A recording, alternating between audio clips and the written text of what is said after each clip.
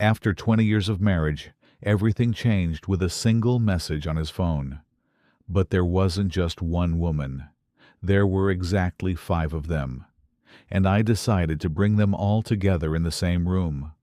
My name is Rachel, and the story I'm about to tell you is about how a woman discovered that her 20-year marriage was completely fake and how she planned the perfect revenge in return.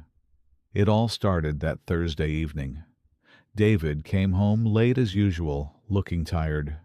It was a long day, he said, as if he hadn't been saying the same sentence every day for the past 5 years. He put his phone on the table and went to take a shower. His phone screen flickered. Normally, I don't look at David's phone. That's what trust is like in a 20-year marriage. But that evening was different. It was as if a voice was telling me, "Look at that screen." "Good night, my love. I can't wait to meet tomorrow." Sarah. Who was Sarah? I couldn't remember him ever mentioning anyone named Sarah in the 20 years I'd known this man. Maybe she was a work colleague. Maybe it was an innocent message. But the voice inside me wouldn't stop. My heart was racing. At that moment, I remembered that I knew David's phone code, our birth date. How ironic. I picked up his phone and entered the code.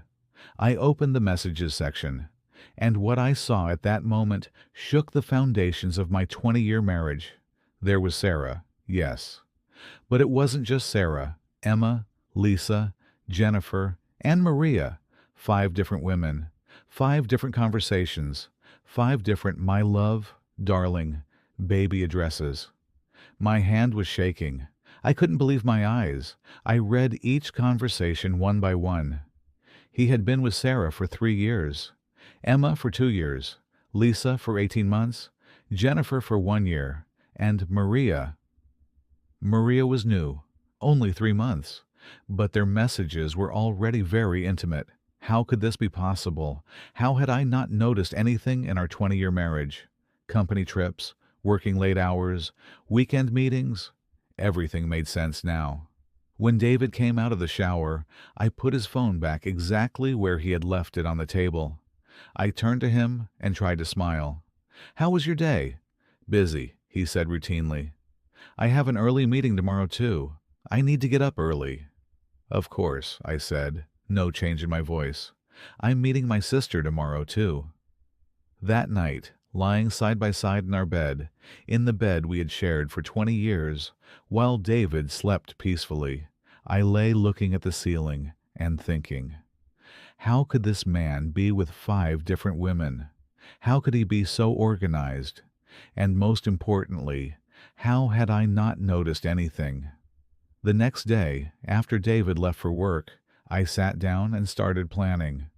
First, I needed to gather information about each woman. I needed to learn their social media accounts, addresses, workplaces. Sarah was 28 years old, a marketing specialist. She worked at David's company. Of course. I looked at the photos on her Instagram. Beautiful, young. I could recognize the restaurants she went to with David. These were our special places. Emma was 32 years old, a teacher. She had met David at the gym.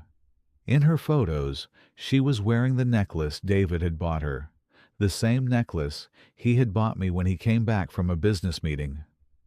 Lisa was 35 years old, a lawyer. Her LinkedIn profile had business photos taken with David. These were the meetings he called client meetings.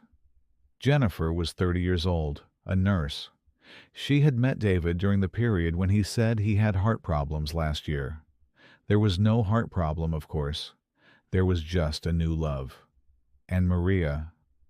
Maria was 26 years old, David's newest discovery, a dance instructor. This was the truth behind David saying, "I started taking dance lessons to stay in shape." As I examined each woman's life, I could see how systematic David was. He had told different stories to each one. To Sarah, he was single. To Emma, he was in the process of divorce. To Lisa, his wife had died. To Jennifer, his marriage was very unhappy. And to Maria, his wife was cheating on him. 5 different lies, 5 different lives, 5 different Davids. For 2 weeks, I observed each one. I learned which restaurants they went to, what times they met, where they spent time. I discovered how David exhibited a different personality with each one. Then the plan went into action. I sent the same message to each one, from different fake accounts, without revealing my identity. You need to learn something important about David. Meet me in the lobby of Grand Plaza Hotel on Saturday at 3 p.m. If you come, you'll understand. Of course, they were all curious. Of course, they all came. That Saturday, I sat in the lobby of Grand Plaza and started waiting. First Sarah came, looking around. Then Emma, with her bag in hand. Lisa came in a suit. Jennifer looked like she had just left work.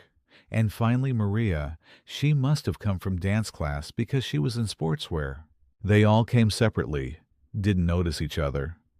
I sat in the corner armchair, watching them. At 3 o'clock, I stood up and approached them. "Hello," I said with a smile. "You were waiting for me? I'm Rachel, David's wife." Silence. Complete silence. Sarah's face went white. Emma dropped the bag in her hand. Lisa was blinking, as if she was dreaming.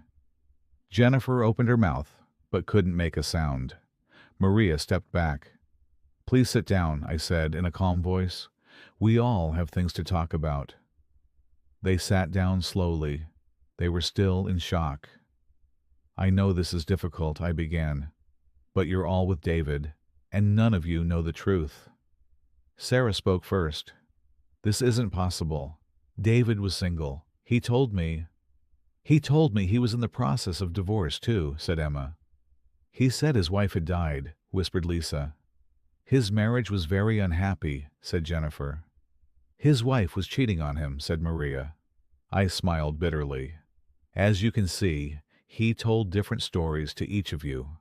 The truth is that David and I have been married for 20 years, and apparently he's been with all of you for the past 3 years."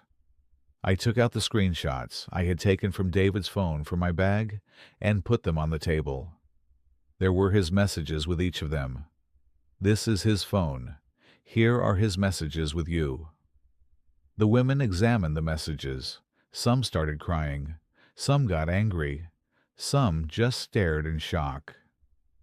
"What do you want us to do?" asked Lisa, having probably composed herself because she was a lawyer. "Nothing," I said. "I just wanted you to know the truth. I wanted you to know who David is, what he did." "So, what will you do?" asked Emma. "Me?" I smiled. "I already did it.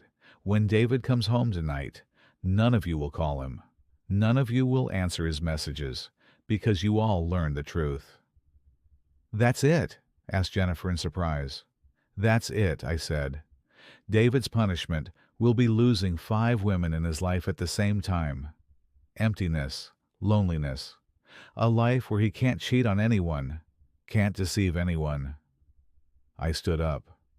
"And of course, our 20-year marriage is also ending.